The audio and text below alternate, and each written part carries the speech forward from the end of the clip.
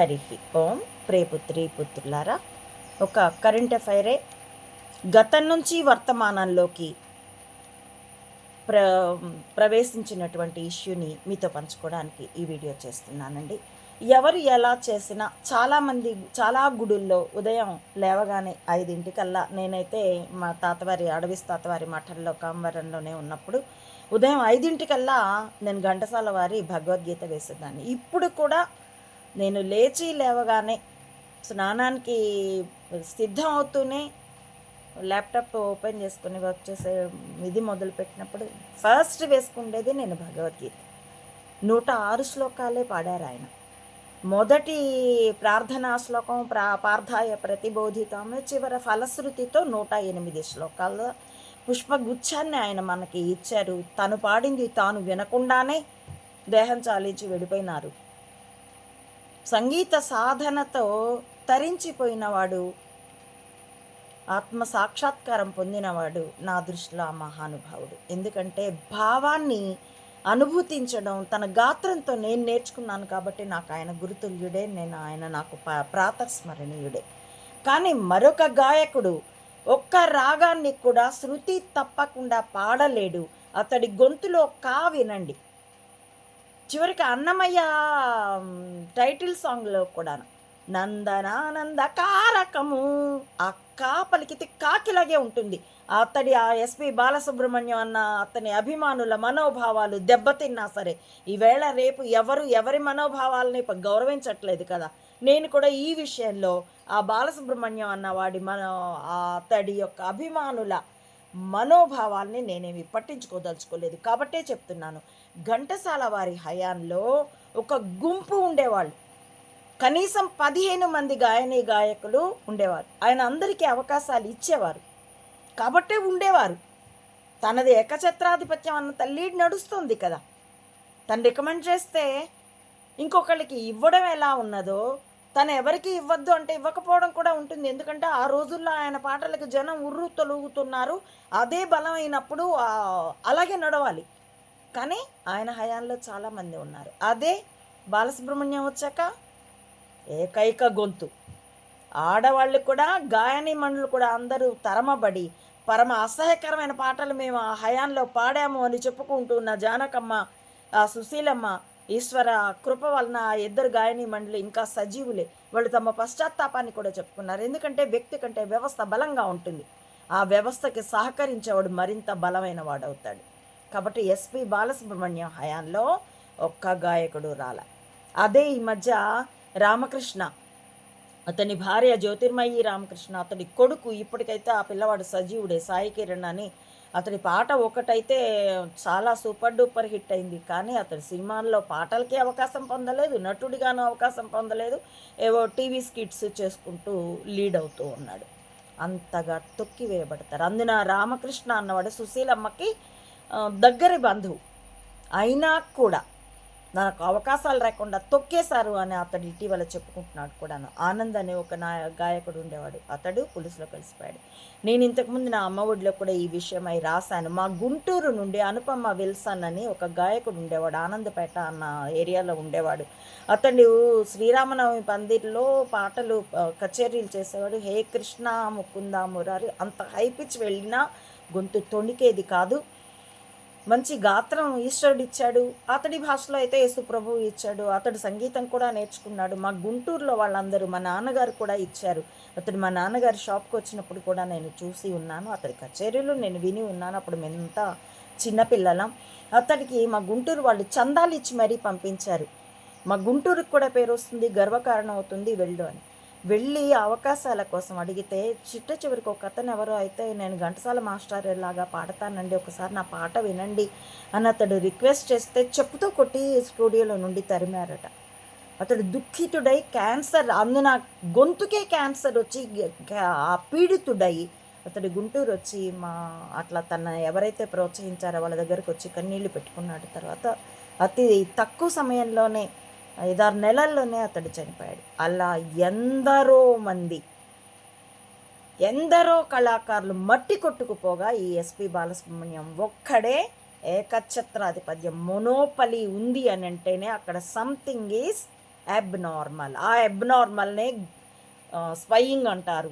అతడు అన్నాడు బాలసుబ్రహ్మణ్యం, ఎవరికి అవకాశాలు ఇవ్వద్దు, నాకే ఇవ్వండి అని నేనెవ్వరిని అనలేదు. అలాగే నేనెవ్వరికైనా అవకాశం ఇవ్వమని రికమెండ్ చేశానని చెప్పుకోగలిగాడా? ఏం లేదు. ఎందుకంటే అతడది చెయ్యలేదు కూడా కనుక. ఇప్పుడు ఆ విషయమై ఎప్పుడైతే చిక్కిపోయావురా కొడుకా, చిక్కిపోయావే బార్ వుమెన్ అని సోనియాకి నీ బాస్‌తో సహా చిక్కిపోయావు అని పివి నరసింహారావు వార్నింగ్ ఇచ్చాక, ఆ తర్వాత వాస్తు నెపంతో తన ఆఫీస్‌లోనూ, తన ఇంటిలోనూ ఉన్నటువంటి బగ్స్‌నన్నిటిని రిమూవ్ చేశాక, ఈ డ్రామోజీ గాడు, అతడి ఏజెంట్, ఈ బార్ వుమెన్ సోనియా ఆయన దిగిపోయే వరకు వెయిట్ చేశారు. సరే 1996లో ఆయన దిగిపోయినాడు. 90 అంతే 95, 91లో గెలిచాడు. అవును 96 జూన్ కల్లా టికెట్ కూడా నిరాకరింపబడి ఓడిపోయినాడు. ఇంటికెళ్ళిపోయినాడు. ఆ ఇంటికైతే వెళ్ళలేదులే, అప్పటికే ఆయన ఓటమి స్ట్రాటజీ ఢిల్లీలోనే వేలాడుతూ ఉన్నాడు. తదుపరి ఆయన దిగిపోయాక కూడా తమకి పట్టు నడవట్లేదు. అంతర్జాతీయంగా కూడా మొట్టికాయలు పడుతున్నాయి. వలయం తెలిసిపోయిందన్న భయం వణుకు పుట్టిస్తుంది. తెలియలేదులే అనేటటువంటి ఆశ, శంక, తెలిసిపోయిందేమో అన్నప్పుడు తెలియలేదు అని వాడికి పిక్చర్ ఇవ్వబడేది. అమ్మ అని ధైర్యం పడగానే తెలుసేమో అన్న శంక కూడా ఇవ్వబడేది. ఎందుకంటే గతంలో అలాగే ఆడుకున్నాడు. భారతదేశంలో ఉన్నటువంటి భక్తి, దేశం పట్ల నిబద్ధత కలిగిన స్వాతంత్ర సమరయోధుల దగ్గర నుంచి అందరినీ, ముఖ్యంగా ఇందిరాగాంధీని అది దగ్గర నుండి చూశాడు కాబట్టి తమ నాయకురాలిని వాడు ఆడుకున్న దానికి ఉంటుంది కదా ఎవరికైనా ఆ బృందంలో పనిచేసిన వాళ్ళకి, అందుకని వాడిని పడేసి ఆడుకున్నారు. అప్పుడు భయం పుట్టి ఇవన్నీ కొన్ని చర్యలు సరి చేసుకుంటూ, అదే అంటారే కంటి తుడుపు చర్యలు అని, లేకపోతే ఇంకేదో మాట కూడా ఉంటుంది, రిపేర్ మొదలు పెడతారనమాట. ఆ రిపేర్లలో భాగం ఈ పాడుతా తీయగా. అసలు ఈనాడు పుట్టిందే 95లో.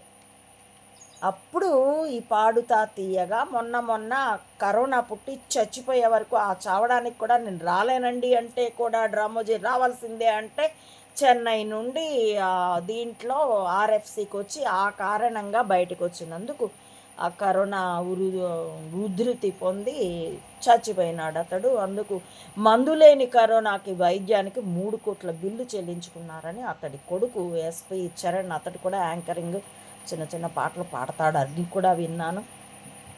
వీళ్ళందరూ నడిచినటువంటిది. దాని మీద ఇప్పుడు వివాదం నడుస్తుంది. ఒకటైతే ఫ్యాక్ట్ అయితే నిజం, ఘంటసాల వారి హయాంలో పదుల కొద్దీ గాయకులు ఉన్నప్పుడు బాలసుబ్రహ్మణ్యం హయాంలో ఒక్క గాయకుడు లేడు అనంటే తొక్కేసిన మాట నిజం. ఆ బాధితులు కూడా చెబుతున్న మాట నిజం. ఇప్పుడు అదే టీవీ కార్యక్రమంలో పాడుతా తీయగా అనే కార్యక్రమంలో చంద్రబోసట, సునీత అని ఒక గాయని, ఆవిడ పాడడం కంటే కులుకుడే ఎక్కువ ఉంటుంది. ఇటీవల ప్రౌఢ వయస్సులో మొదటి మొగుడికి విడాకులు ఇచ్చి ఇంకొకడికి ఎవరినో చేసుకున్నటువంటిది, పెళ్ళికి ఎదిగిన పిల్లలు ఉండగా. ఆవిడ పాడడం కాదు, అభినయిస్తూ ఉంటుంది. ఆవిడకి చాలా అవకాశాలు. నేను మొదటి నుండి చెప్తున్నానండి, ఆడైనా మగైనా, అందున ఎస్పెషల్లీ సినిమా రంగంలో పడక విషయంలో ఎవరైతే అవినీతి పరులవుతారో వాళ్ళకే అవకాశాలు ఎక్కువ వస్తాయి. సావిత్రి వర్సెస్ కృష్ణకుమారి సాక్షిగా. కృష్ణకుమారి వెలిగిపోయింది. ఆ శాల్తి నాకు చాలా దగ్గర స్నేహితురాలు. ఆమె తండ్రి గారు వాళ్ళు చాలా చిన్న వయసులో ఉండగా ఆ బావ మరద అక్క చెల్లెళ్ళు అన్న సినిమాలు, అట్లాంటివేవో 2-3 సినిమాలు నిర్మించిన వాడు. ఒకటో ఏమో సక్సెస్ అయింది, 2 ఫెయిల్ అయినాయి. అతడి తండ్రిని బుట్టలో వేసుకొని చెన్నైలో మంచి ఏరియాలో ఉన్న ఇల్లు రాయించేసుకుంది కృష్ణకుమారి.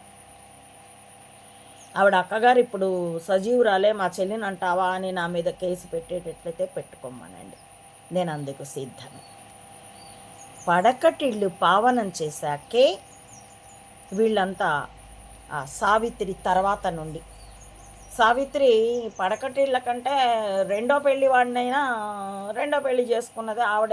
ఆవిడ స్ట్రగుల్ పడక కంటే కూడా ఇందిరకి ప్రత్యామ్నాయంగా నిన్ను రాజకీయాల్లో నీకు చరిస్మా ఇస్తామంటే కాదని అన్నందుకు ఆవిడ కెరీర్ నాశనం అయిపోయింది, జీవితం అంతకంటే నాశనం అయిపోయినది. అసలు ఆ తర్వాతే జమినీ గణేషన్ ట్రాప్లో పడింది. దాని ఇష్యూ నేను ఒకసారి అమ్మ ఒడిలో రాయలేదేమో, నా ఫేస్బుక్ పేజీలో టెక్స్ట్ పోస్ట్గా ఇచ్చున్నాను, దాని తాలూకు వార్తలన్నీ కూడా రిఫర్ చేస్తూ. అలాంటి నేపథ్యంలో ఆ సునీత చంద్రబోస్ అని ఒక గీత రచయితట, మరొకరు కీరవాణి అనే ఒక సంగీత దర్శకుడు, అతడి చెల్లెలు కూడా సంగీత దర్శకురాలే. ఇప్పుడు ఆమె కెరీర్ ఎలా ఉందో నాకు తెలియదు. వీళ్ళు ముగ్గురు ఆ ప్రవస్తి ఆరాధ్య, ఇంటి పేరు సరిగ్గా పలికానో లేదో తెలియదు, ఆవిడ పేరు మాత్రం ఆరాధ్య, అప్కమింగ్ గాయని, ఎన్నో షోస్లో పాడిందట, చాలాసార్లు విన్ అయిందట. ఆవిడ క్లెయిమ్ చేస్తుంది తన్ని బాడీ షేమింగ్ చేశారు, తన్ని ఎలిమినేట్ చేశారు. ఎందుకు అనంటే తాను పొట్టి దుస్తులు వేసుకోవడానికి, పడకటిళ్ళకి వెళ్ళడానికి నిరాకరించాను గనక అన్నది.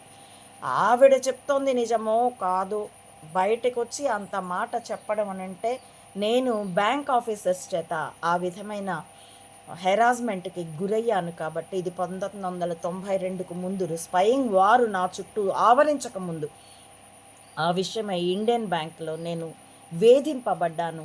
వెళ్ళి ఢిల్లీలో కేజే రెడ్డి, కందుల జయభారత రెడ్డి, తర్వాత ఆయన నేను పీవీజీకి కంప్లైంట్ ఇచ్చాక నేదురుమల్లి దిగిపోయి కోట్ల విజయభాస్కర్ రెడ్డి సీఎం అయ్యాక ఆయన ఢిల్లీ కేంద్ర సర్వీస్ నుండి రాష్ట్రానికి ప్రిన్సిపల్ కార్యదర్శిగా తిరిగి వచ్చాడు కూడాను. ఆయన దగ్గరికి వెళ్ళి, ఆయన ఆర్థిక శాఖల్లో జాయింట్ సెక్రటరీగా ఉండగా ఆయన దగ్గరికి వెళ్ళి నేను కంప్లైంట్ చేసుకున్నాను. నా సమస్య పరిష్కరింపబడింది కూడాను. అలా ఫీల్డ్లో చాలా రంగాల్లో స్త్రీ బయటకి వచ్చి కెరీర్ నిర్మించుకో ప్రయత్నిస్తే చాలామంది ఇదే వేధింపు పడ్డారు. సినీ రంగంలో అయితే పైకొచ్చిన ప్రతి వాళ్ళు రాజీ పడ్డాకే పైకొచ్చారు.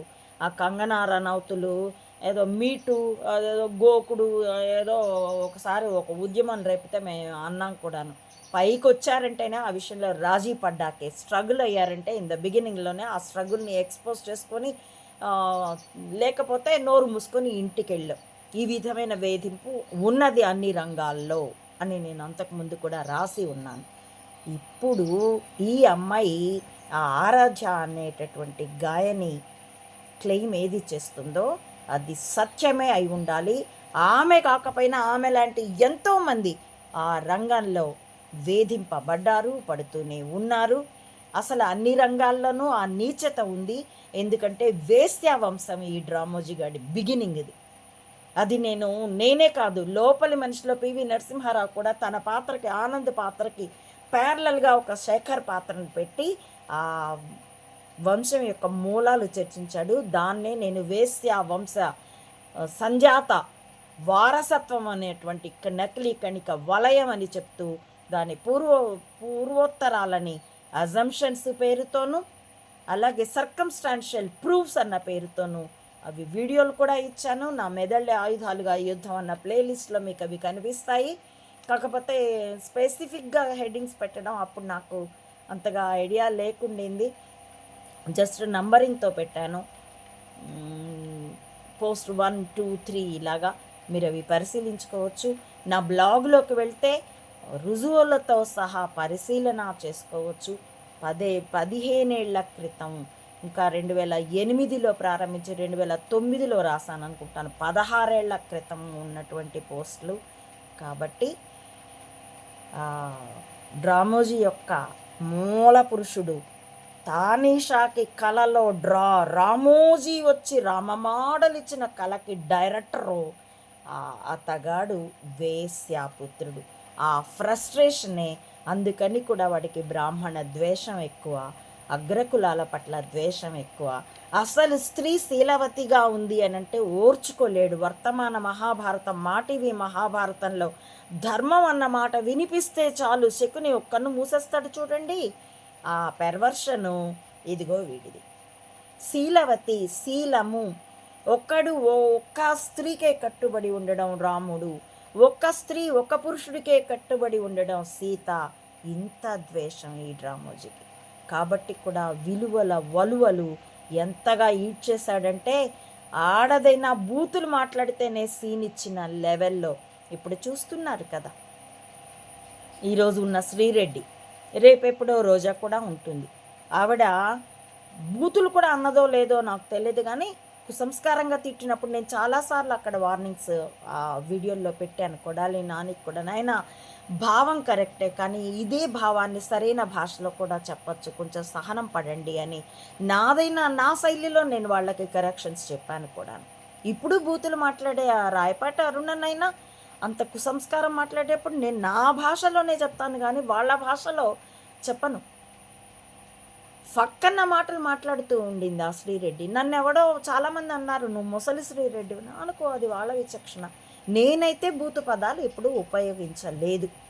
ఏది సన్యాసినే కాదు, అంతకు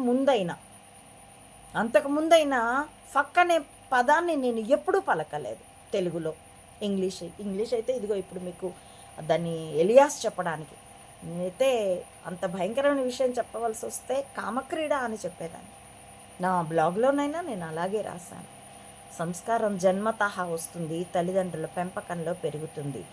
ఈ రోజాలకి, లేకపోతే నానీలకి, లేకపోతే ఈ రాయపాటిలకి అస్సలు సోన్సో చేసి తినడానికి వచ్చారా అన్నటువంటి ఆ నారా పుత్రుడికి, మందలదిరి మాలోకానికి ఆ పదాల్ని పలికిన ప్రతి ఒక్కరికి సంస్కారం అన్నది జన్మతహాను రాలేదు, పెంపకంలోనూ పెరగలేదు అని నేను అనుకుంటాను. కాబట్టి మొత్తంగా సమాజంలో పడక విషయంలో అవినీతిమయం అయ్యేటంతగా సమాజాన్ని ఈడ్చుకొచ్చిన వాడు డ్రామోజీ. ఆ కింగ్ మేకర్ హయాంలో ఎదిగినవాడు బాలసుబ్రహ్మణ్యం. కాబట్టి ఆ పాడుతా తీయగా గత కథలన్నీ అయ్యే. అప్పట్లో చాలా సచ్చీలంగా ఉండేది అని అంటే స్టూడియోలో షూట్ చేసి ఆ తర్వాత ఎలిమినేషన్స్ అన్నీ చేసి ఎడిట్ చేసి చేసిన కార్యక్రమాలు చూసి తెర మీద చూసింది సత్యం అనుకుండేవాడు. ఎదురుగా ఉన్నటువంటి దేహాన్ని అంతకంటే సత్యం అనుకుంటాడు. రాగమోహాలతో ఉంటాడు, అహంకార మమకారాలతో ఉంటాడు. కాబట్టి అందమైనటువంటి అభిమానంతో ఉంటారు. పివి నరసింహారావు, నాకైతే నన్ను కూడా నమ్మకు, నీ అంతశ్చేతన్ని చూసుకో, నా మీద కూడా ఆధారపడకు. ఏమో దేహం ఎప్పుడు పడిపోతుందో. కాబట్టి కనబడే నన్ను కూడా నీ గురువుగానో నీ నాయకుడిగానో నమ్మకు, ఆధారపడకు. భగవద్గీతని ఇట్లా తెరిచి కూడా ఆధారపడకు. నీ అంతశ్చేతనకి ఇంకించుకో. ఈశ్వరుడి మీద మాత్రమే, ఈశ్వరుడే నీకు అంతశ్చేతన ప్రేరణ ఇస్తాడు అని నమ్ము. దాన్ని ఆ విధంగానే నడు, అప్పుడే గెలుస్తాం. ఎందుకంటే ఇది సత్యం కోసం, ధర్మం కోసం యుద్ధము అని తను ఉన్నన్ని నాళ్ళు నాకు నేర్పాడు. కాబట్టి ఆయన పోయినప్పుడు 2004 క్రిస్మస్కి 2 రోజుల ముందు నేను వారం పాటు జబ్బు పడ్డాను. ఆ తర్వాత వీడి వేగం మా మీద మరింత పెరిగితే 2005లో కల్లా మళ్ళీ మొత్తం విషయం మన్మోహన్కి కంప్లైంట్ ఇచ్చాను. అప్పటి వరకు నేను పీవీజీని శత్రువుగా భావిస్తున్నాను, సోనియాని నమ్ముతున్నాను అని అప్పటికి పీవీజీని తిట్టాం కాబట్టి, అదే నా అందరికీ చెప్పాం కాబట్టి అని నమ్మి వాడు అంతే నమ్మించి గోతిలో పడేసాం. వంచన వాడికి మాత్రమే సొంతమా? అసలు గూఢచర్యం అంటేనే వంచన. కాబట్టి సమాజంలో విలువలు నశించడానికి కూడా ఈ మీడియా, ఈ సినిమా రంగం వీటన్నిటినీ వేలి మీద తిప్పినటువంటి డ్రామోజీగడే కారణం. కర్త కర్మ క్రియ కూడా వాడే. ఎందుకంటే 70ల్లో వీడు పత్రికాధిపతి అవతారం ఎత్తక ముందు సినిమాలు చాలా శీలంతోనే ఉండినాయి. సంస్కారమైన భాష. అప్పటి రోజుల్ని మనం చూస్తూ ఉంటాం. ఘంటసాల వారు ఉన్నన్ని రోజులు, వేదాంతాన్ రాఘవయ్యల మాట నడిచిన రోజులు. కాబట్టి ప్రేక్షకులారా, సామాన్యులారా, మేము అభిమానులం అన్న అభిమానం వదిలేసి సత్యానికి అభిమానులయ్యి ధర్మం కోసం ఆర్తి కలిగి ఉండి వెతకండి, మీకు ఖచ్చితంగా కనిపిస్తుంది సత్యమేదో. హరి ఓం. ప్రియ పుత్రి పుత్రులారా, నా ఈ వీడియోల కంటెంట్ మీకు నచ్చితే please like, share and recommend my channel to others as well. Subscribe it. Please support అమ్మఒడి Mata Anantananda to spread the truth of either spying or spirituality up to the roots of the society as well. Support me financially also to win this war with wisdom as weapon. www. భావి తరాల శుచి శుభ్రత కలిగినటువంటి సంస్కారయుతమైన సమాజ జీవనం కోసం ఈ మెదళ్ళే ఆయుధాలుగా యుద్ధం ఇందులో పాలు పంచుకోవాల్సింది కదా ప్రియ పుత్రి పుత్రులందరినీ కులమతాలకి రాజకీయాలకి అతీతంగా స్వాగతిస్తున్నానండి. Thank you for watching.